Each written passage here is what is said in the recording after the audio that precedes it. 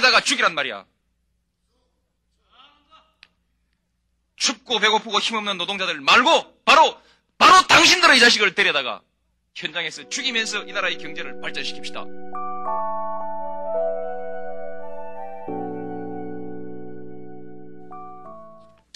다음은 노무현 의원께서 나오셔서 질문해 주시기 바랍니다. 존경하는 의원 여러분, 그리고 국무위원 여러분, 부산 동구에서 처음으로 국회의원이 된 노무현입니다. 국무위원 여러분, 저는 별로 성실한 답변을 요구 안 합니다. 성실한 답변을 요구해도 비슷하니까요.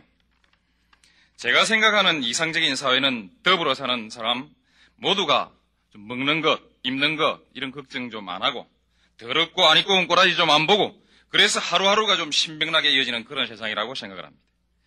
만일 이런 세상이 좀 지나친 욕심이라면은 적어도 살기가 힘이 들어서 아니면 분하고 서러워서 스스로 목숨을 끊는 그런 일은 좀 없는 세상, 이런 것이라고 생각합니다. 옛날에는 생활고로 일가족이 집단 자살하는 일이 많이 있었습니다. 지금은 그런 일은 거의 없는 것 같은데 그런데도 스스로 목숨을 끊는 사람은 늘어만 갑니다. 제5공화국 이래 지금까지 스스로 목숨을 끊은 사람의 수는 얼마가 되는지 관계 장관 말씀해 주시기 바랍니다. 제5공화국 이래 지금까지 노동자가 기업주의 비인간적 대우에 항거하거나 기업 또는 공권력의 탄압에 항거해서 목숨을 끊은 사람은 모두 몇 명이나 됩니까? 정권의 도덕성을 규탄하거나 광주학살의 진상규명을 요구하며 또는 민족의 자주와 통일을 부르짖으며 스스로의 목숨을 끊은 청년 학생들은 모두 몇 명이나 됩니까? 같은 기간 농촌에서 속가 피해를 보상하라고 주장하며 자살한 농민은 몇 명입니까? 산동네 달동네에서 철거에 항거하다가 무너지는 집더미에 깔려 죽거나 자살한 사람은 몇 명이나 됩니까? 경쟁에서 뒤떨어지거나 경쟁의 부담이 과중해서 자살한 학생의 수는 얼마나 됩니까? 이 같은 가슴 아픈 일이 계속되는 동안 정부는 같은 일이 재발되지 않도록 하기 위해서 그 어떤 노력을 해왔습니까? 만일 하였다면은 그 내용은 어떤 것이었는지 이건 좀 구체적으로 설명해 주시기 바랍니다. 청년 학생들이 죽어가는 것은 감옥에 가서 참여해야 될 사람들이 권력을 잡고 온갖 도둑질을 다 해먹으면서 바른 말하는 사람 데려다가 고문하고 죽이는 바람에 생긴 일이니까 그 사람들이 임명한 국무총리와 국무위원에게 무슨 대책이 있으리라고는 믿질 않습니다. 물으면 제가 그러지요. 문교부 장관, 교육에 여러 가지 문제가 있는 줄 압니다. 그러나 그 중에서도 가장 근본적인 문제는 교육이 가진 자의 지배의 도구, 권력자의 정치의 도구로 전락함으로써 생긴 폐해라고 생각합니다. 이 점에 관해서는 시간이 없어 줄이겠습니다.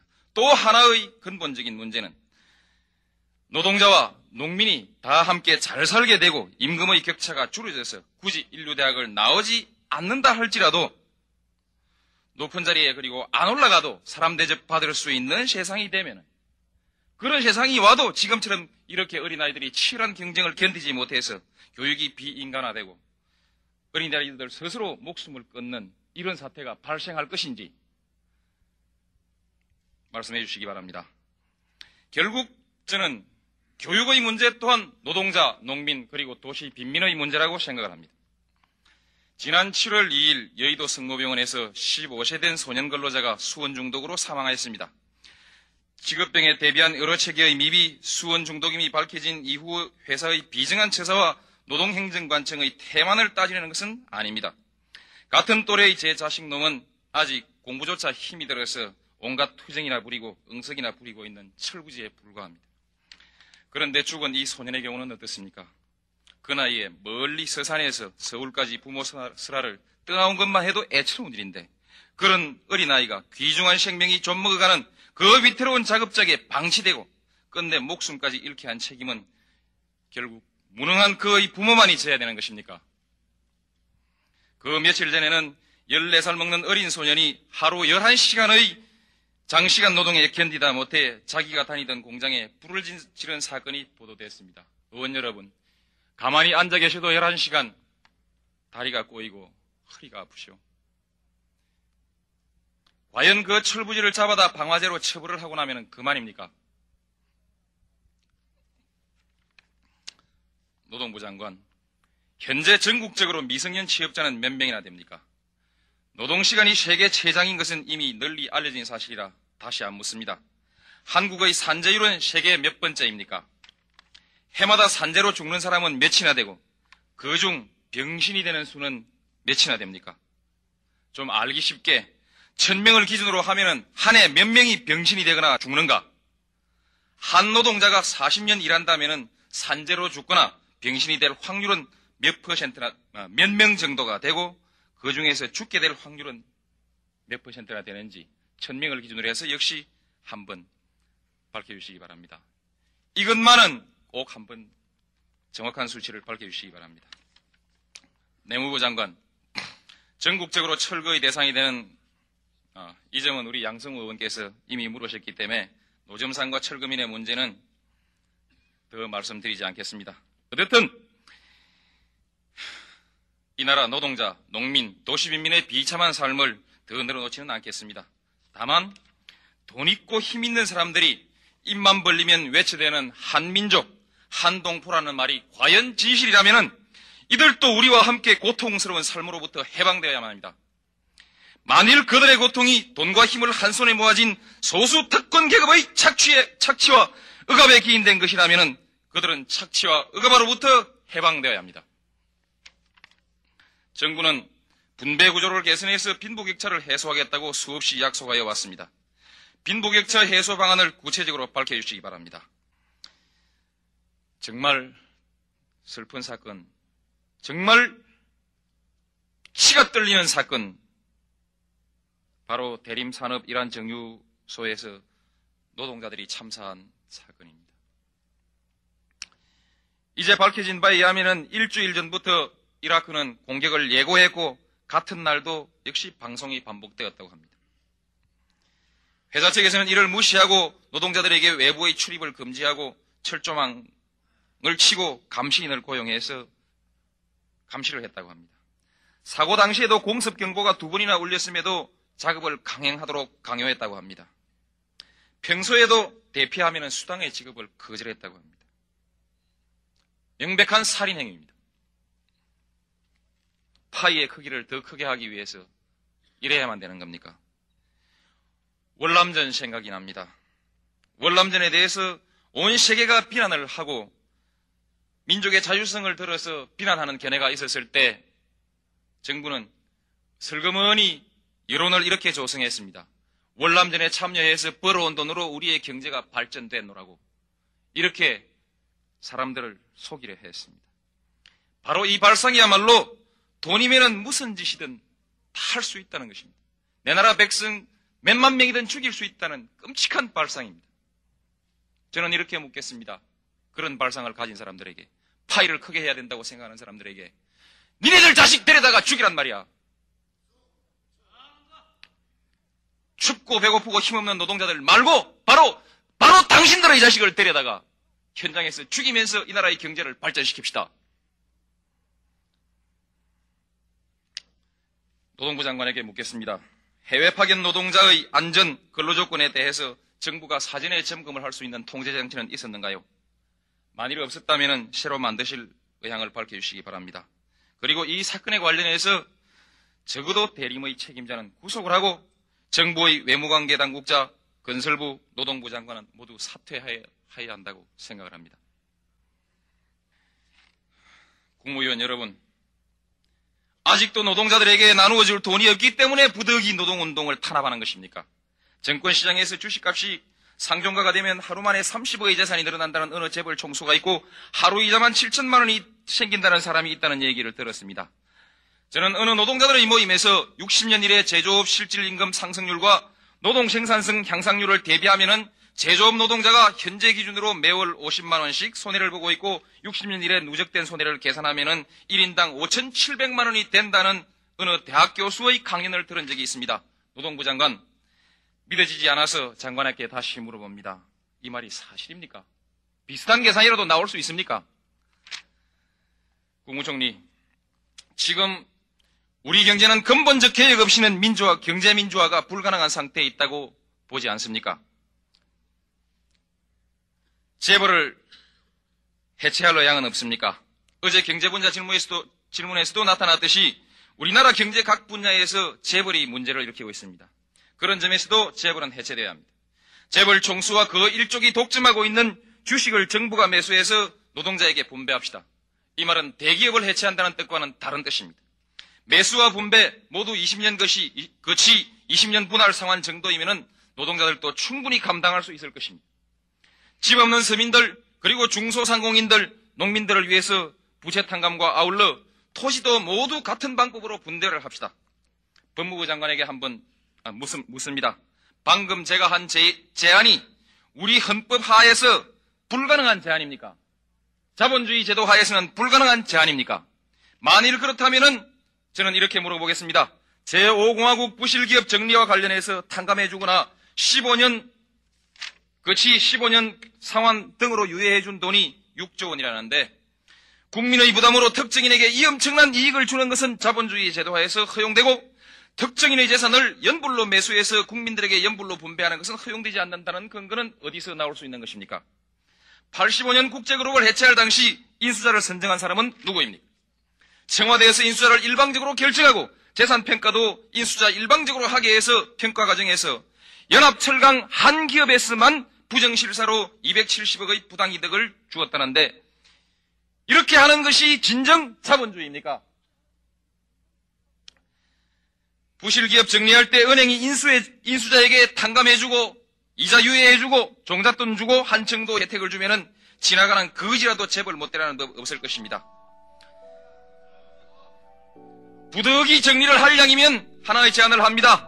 혜택을 좀 더 주고 힘이 좀 더 들더라도 그 기업 경영진과 관리자, 노동자에게 주식을 분배해줘야 합니다.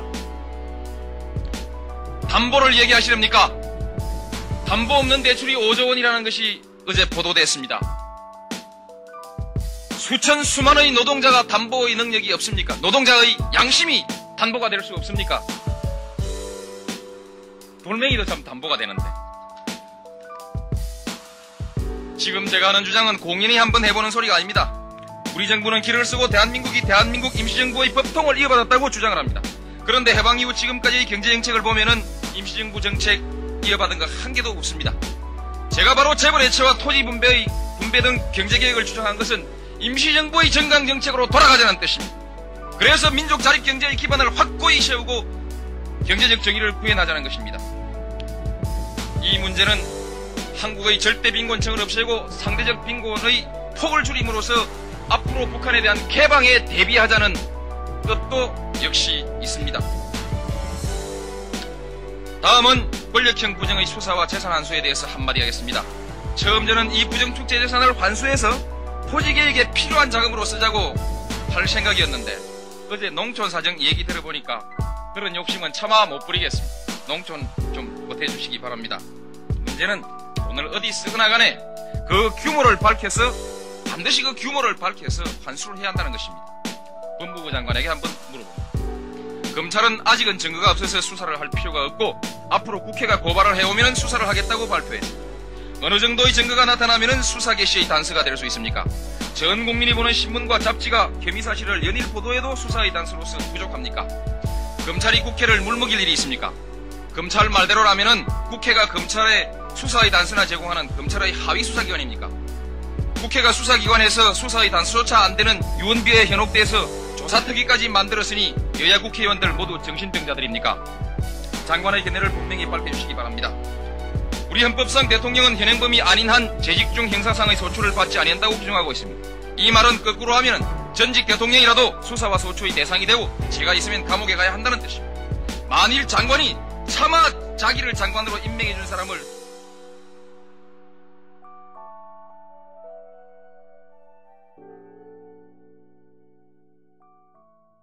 국가 피해를 보상하라고 주장하며 자살한 농민은 몇 명입니까? 산동네 달동네에서 철거에 한가하다가 무너지는 집더미에 깔려 죽거나 자살한 사람은 몇 명이나 됩니까? 경쟁에서 뒤떨어지거나 경쟁의 부담이 과중해서 자살한 학생의 수는 얼마나 됩니까? 이 같은 가슴 아픈 일이 계속되는 동안 정부는 같은 일이 재발되지 않도록 하기 위해서 그 어떤 노력을 해왔습니까? 만일 하였다면은 그 내용은 어떤 것이었는지 이건 좀 구체적으로 설명해 주시기 바랍니다. 청년 학생들이 죽어가는 것은 감옥에 가서 참여해야 될 사람들이 권력을 잡고 온갖 도둑질을 다 해먹으면서 바른 말하는 사람 데려다가 고문하고 죽이는 바람에 생긴 일이니까 그 사람들이 임명한 국무총리와 국무위원에게 무슨 대책이 있으리라고는 믿질 않습니다. 물으면 제가 그러지요. 문교부 장관, 교육에 여러 가지 문제가 있는 줄 압니다. 그러나 그 중에서도 가장 근본적인 문제는 교육이 가진 자의 지배의 도구, 권력자의 정치의 도구로 전락함으로써 생긴 폐라고 생각합니다. 이 점에 관해서는 시간이 없어 줄이겠습니다. 또 하나의 근본적인 문제는 노동자와 농민이 다 함께 잘 살게 되고 임금의 격차가 줄어져서 굳이 인류대학을 나오지 않는다 할지라도 높은 자리에 그리고 안 올라가도 사람 대접 받을 수 있는 세상이 되면 그런 세상이 와도 지금처럼 이렇게 어린아이들이 치열한 경쟁을 견디지 못해서 교육이 비인간화되고 어린아이들 스스로 목숨을 끊는 이런 사태가 발생할 것인지 말씀해 주시기 바랍니다. 결국 저는 교육의 문제 또한 노동자, 농민 그리고 도시 빈민의 문제라고 생각을 합니다. 지난 7월 2일 여의도 성모병원에서 15세 된 소년 근로자가 수원 중독으로 사망하였습니다. 직업병에 대비한 여러 체계 니네들 자식 데려다가 죽이란 말이야. 춥고 배고프고 힘없는 노동자들 말고 바로 당신들의 자식을 데려다가 현장에서 죽이면서 이 나라의 경제를 발전시킵시다.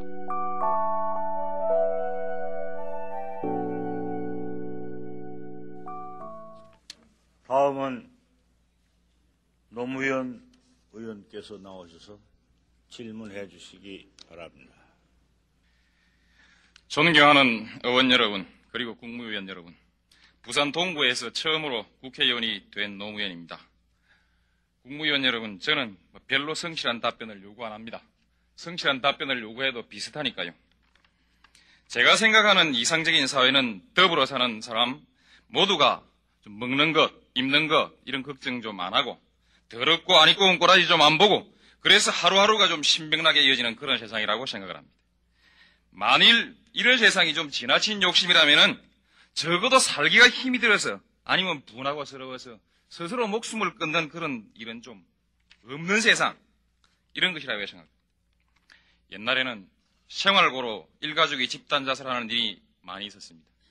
지금은 그런 일은 거의 없는 것 같은데 그런데도 스스로 목숨을 끊는 사람은 늘어만 갑니다. 제5공화국 이래 지금까지 스스로 목숨을 끊은 사람의 수는 얼마가 되는지 관계 장관 말씀해 주시기 바랍니다.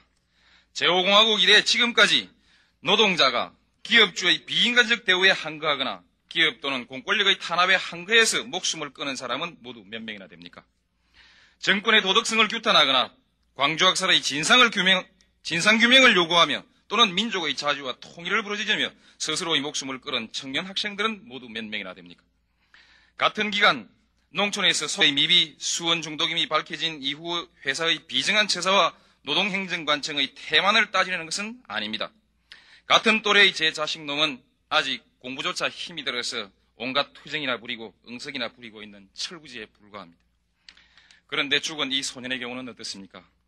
그 나이에 멀리 서산에서 서울까지 부모 슬하를 떠나온 것만 해도 애처로운 일인데 그런 어린아이가 귀중한 생명이 좀먹어가는 그 위태로운 작업장에 방치되고 끝내 목숨까지 잃게 한 책임은 결국 무능한 그의 부모만이 져야 되는 것입니까?